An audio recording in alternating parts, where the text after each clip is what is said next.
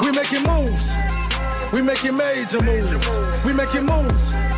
We making major moves. We going all in. Like we got nothing to lose. We making moves. We making major moves.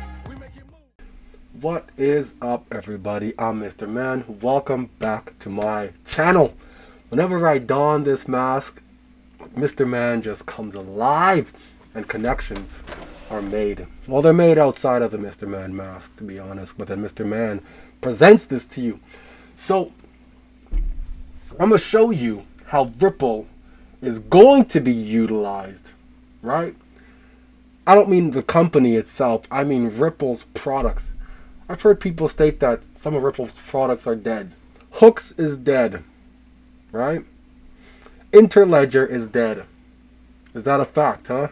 Codius is dead. Oh, you don't say, huh? All right, cool. You got all the answers. Let's just end this conversation now. I beg to differ. So I'm going to show you how Interledger is going to be used, another Ripple's product. The way Ripple is setting up their establishment in terms of technology is deconstructed, for a lack of better terms. You have the XRP ledger, you have Interledger, you have RippleNet on top of, you have side chains outside of. Reason being is it removes the bloat from the main net. Whereas you have Ethereum and everything is offered on the top, in that tech stack on the main layer, which slows that layer down. Whereas Ripple and the XRP ledger, that team has planned this and thought this out methodically, which will allow for unlimited amount of scalability. Let's jump into this here. November 13th, 2024 at 7 p.m. in Houston, Texas. I will be there to chat with you guys, to chat it up, man, to shoot the shit with y'all, because we're going to go see XRP Unleashed right here. We are going to go see that. I have 2 tickets to give away. I'm giving away one here on YouTube, and the other one is going to be on Twitter. All I'm asking is that you like my page, you subscribe it, or like this post, this video, you subscribe, and then share it with 2 other people and write a positive message. And that's how I'm going to choose who I would like to be around, because I want to be around positive people, not people who are looking to bring me down at all. You know what I'm saying? Like, I want to be around people who don't necessarily engage in groupthink, because I don't, and who are free thinkers, but I want to be around people who are positive and have a way of looking at the world as half full as opposed to half empty, even though the view and outlook could potentially be looked upon as the same, but they're very, very different. I kid you not. All right, let's jump into this here. So we're going to go back. To get to where we're going, we have to go back into the future. To understand our present and our future, we have to know our past. And our past takes us back to the year 2000 .com bubble. I'm going to let this guy explain it to you, and then we're going to pause it there and continue on with our journey. Check this out. I don't know enough about the .com bubble. Is it a boom without end? And I should, being a tech company CEO. And I'm 32 years old now. I was 12 years old at the turn of the millennium. I should know about this stuff. But back then, all I cared about was my N64. What I know about the .com bubble was that it was this massive overhype in the stock market in the 2000s, which led to a massive market crash around that year. And I can remember some keywords like Amazon and eBay. They were all part of that. There's no guarantee that Amazon.com can be a successful company. What we're trying to do is very complicated. If it wasn't the year 2000, it must have been related to Y2K, right? You will have to look out for you, your neighbors, and your community. Even the government's best efforts may not be enough. But I don't know. So we're doing this video for my own research and because you guys asked for it.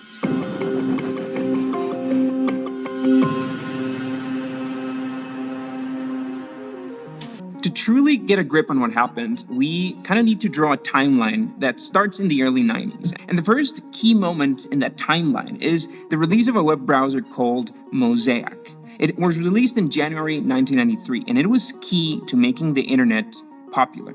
Mind you, the internet existed before then. The internet as a network of interconnected computers, it existed. And other browsers like World Wide Web or Viola, www, they existed before then, but it was Mosaic that helped bring wide access to the web. It was developed by the National Center for Supercomputer Applications, and the credit on that goes for two developers, Eric Bina and Mark Andreessen.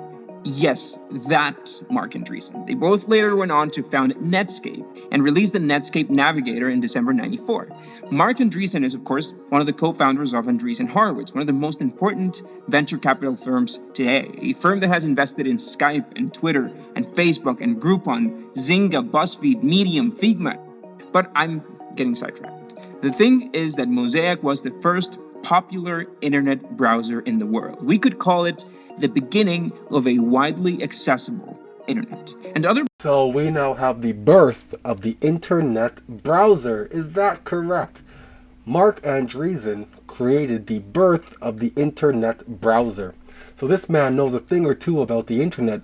I would think so, right? About how the browsers work and how people want to utilize them and tap into them and to make them user friendly. This man knows a thing about them. So, who is he? Mark Andreessen is an American software engineer. Okay. He was born here, so he's an American-born software engineer who played a key role in creating the web browser Mosaic, who co-founded Netscape Communication Corporation. I'm of age to remember all of this stuff when it was happening. I remember when there was Yahoo, there was Google just coming out, there was Netscape, there was Dogfart, there was Ask Jeeves. There was so many things out there. The battle was on. I wasn't following these things. As a user, I was just trying to figure out which one offered the best, end user supplies for myself to use. No idea about this stuff at all, about investing, about any of these things. I had no idea who Mark Andreessen was.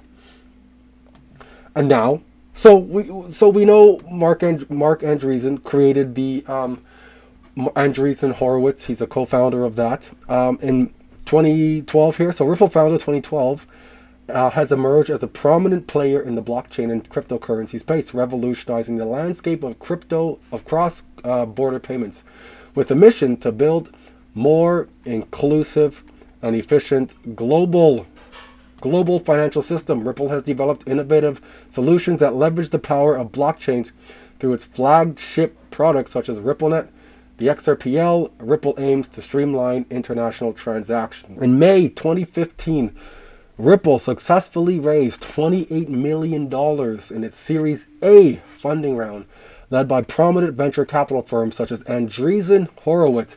Where have we heard this name before, huh? Where have we heard that company? Is that the people or the father who created the internet browser? Is that who that is? So Ripple's connected to the Internet Protocol, the www browser? Go figure. IDG Capital Partners and FF Angels. The round also attracted participation from strategic investors including Google Ventures, Seagate Technology, and AME Cloud Ventures. The Series A funding valued Ripple at approximately $100 million back then, reflecting the strong belief in the company's potential to disrupt the traditional banking and payment system. So, the person who created the web browser believes Ripple will disrupt the internet. In terms of money, go figure. Who would have guessed that? Not me, I'm just a guy in a Spider-Man mask. So here we are. Ripple had created Interledger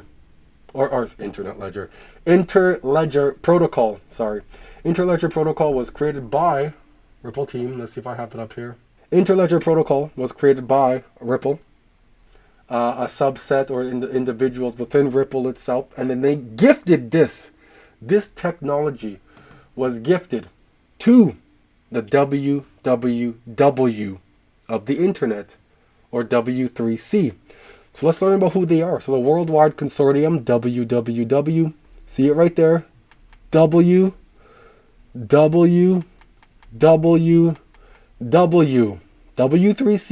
www.whatever.com, is an international public interest non-profit organization where member organizations, a full-time staff, and the public work together to develop web standards.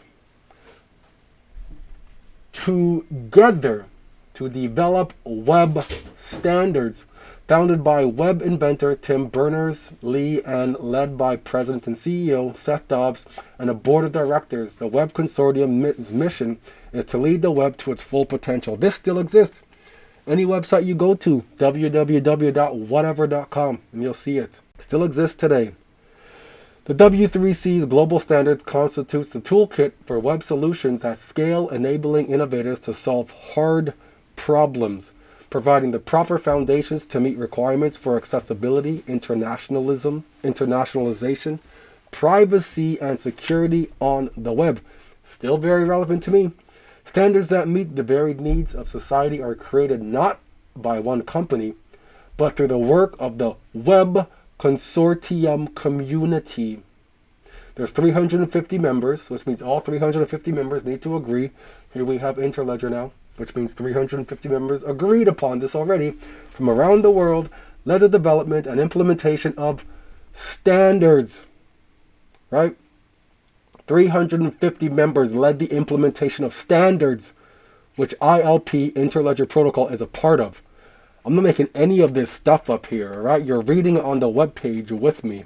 So, W3C is a public interest non-profit organization whose revenues come primarily from membership dues. These and some grants support a staff of about 50 people who are direct employees and employees of W3C partners. Look what these partners are. Europe, Japan, and China. Go figure. Okay? So here we are on Interledger. This is on the W3C's webpage as well. Talking about Interledger. Again, you can't make this stuff up, right? The payment space is highly fragmented. Bitcoin can't talk to the payment ledger. This Alipay can't talk to Interact in Canada. Venmo can't talk to Paytm in wherever the heck that is. All these things are different silos as you heard them say. They're all silos, nothing in between them to connect them. This language is different than this language, so why do I want to accept your payment when I can't even understand your payment's language? Right? Technology, language, what I'm talking about here. Coding. There's no interoperability yet. That's what Ripple is here to do. That's what Interledger allows for. So you see here now from Visa, PayPal, Visa to Software, it allows that now because of these new APIs that allow for integration. So it doesn't help if it's like this. You have Bitcoin, M-Pesa, Visa over here. None of them communicate with each other. What they're looking to do is pay someone. You need to use the same network. And that is an unfortunate thing because not everybody wants to use the same network. And this is what's going to hold Bitcoin back. I do believe Bitcoin will do great for some time as a store of value. But again, that goes against the white paper that the original Satoshi boogeyman, whatever the heck he is, had created. You know, I don't follow these narratives in terms of Satoshi Nakamoto, some random nobody out of nowhere who created this, a single individual. I'm sorry, I don't. You can say what you want about me. It's okay. It is what it is.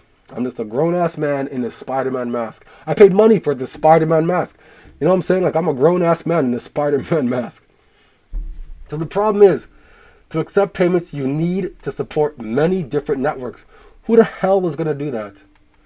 So how do you do that? Like, look at all these payments, these payment options and solutions that exist, right? The landscape is completely fragmented. You have the banks, you have Bitcoin, you have mobile money, you have online wallets. They're all different ledgers. They're all different technologies. One may or may not work with the next. What you need is something that in between all those ledgers, right? Something that allows seamless flow and integration and continuity of money. XRP through Interledger. Interledger allows any asset, crypto asset, to be utilized. But again, if we're talking about moving money, who's going to move money the cheapest? Who specializes in this? Ripple does. Wholesale money. You feel I'm talking about here? You see me? I'm not making stuff up here. I'm showing you guys this. So again now, Interledger payment method, unofficial draft. This is from August 2024. The abstract, the specification describes data structures and formats and a simple processing model to facilitate payments on the web using the standards defined by the Interledger protocol. Did you see that? The standards defined. Interledger has standards. Go figure.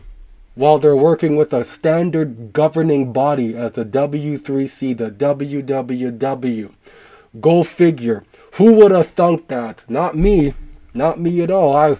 I'm still kind of lost. I have no idea. So how do you get these people, right? Because you and me in like developed countries already can tap into these things, but they're not being utilized in the developed countries. So if we go to the non-developed countries, let's see what is actually taking place here.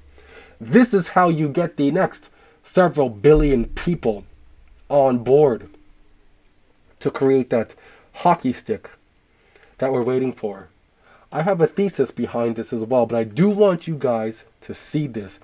Check this out. I have a thesis. I posted it on Twitter.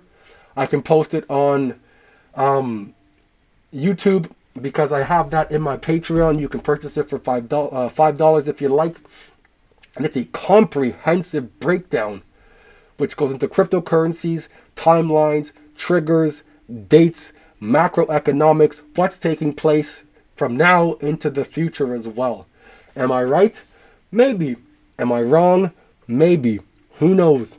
But you're getting a comprehensive breakdown from one person who studies this market day in and day out. You know what I'm saying? And again, my Patreon is free. It's completely free. You can go through everything that I watch. I find videos that have like 10 views 5 years ago that have to do and that are very relevant with what we're talking about now. Right? A digital Bretton Woods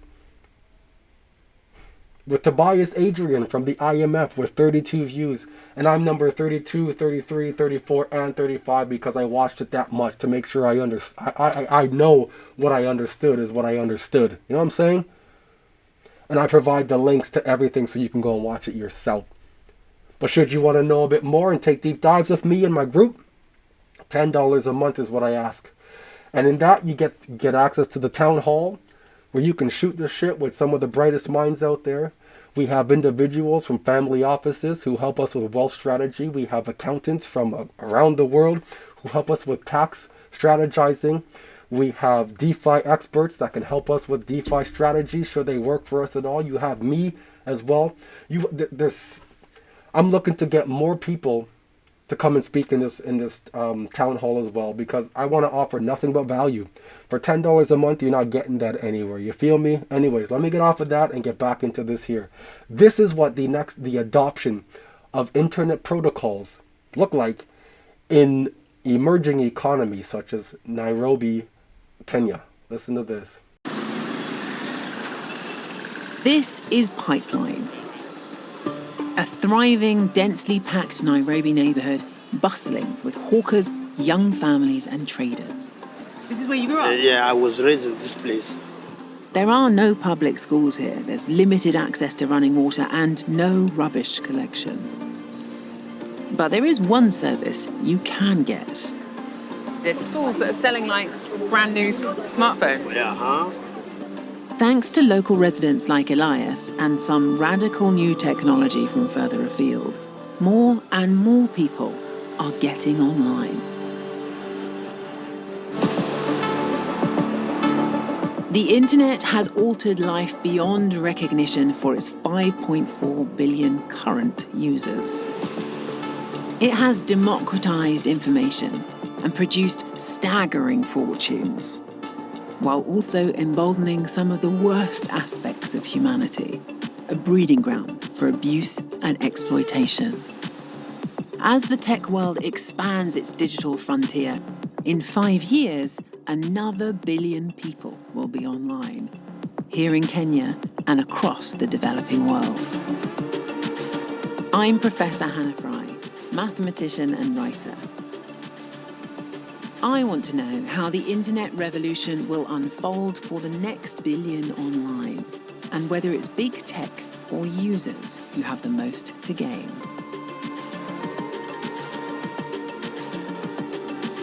The next billion within 5 years, she said. Huh? We're in 2024, leading into 2025, and 2020 in December. In June, Mika had allowed early stablecoin adopters to be grandfathered into Mika, which allows stablecoins to be a reality. In December 15th, we have fair market value of crypto taking place now within corporations and enterprises' balance sheet.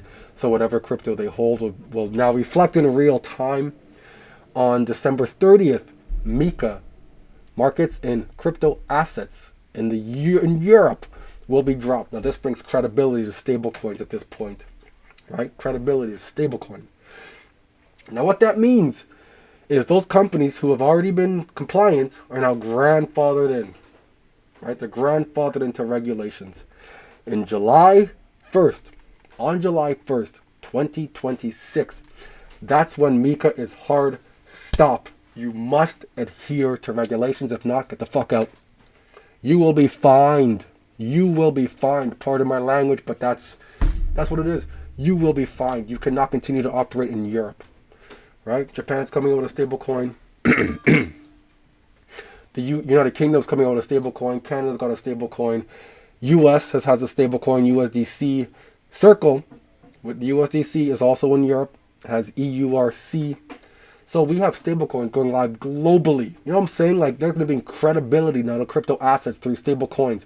So when you got digital money at this point now, you can buy digital commodities, digital whatever the hell it is you want to buy digitally in the real world. Once NFTs become a legitimate thing, and you can get that receipt at this point now, a real live working, living documentation on your phone. And this is old school technology now. You heard him saying like old technology. Wait till those glasses come out. Wait till whatever the hell it is comes out. Wait till those digital mirrors come out where you can wake up, go to the bathroom, start brushing your teeth, have a conversation with your mirror that can assess you, see that you're going through something that will relate to your doctor. Prescription will be prescribed. Have a drone fly that to your house. You got your prescription.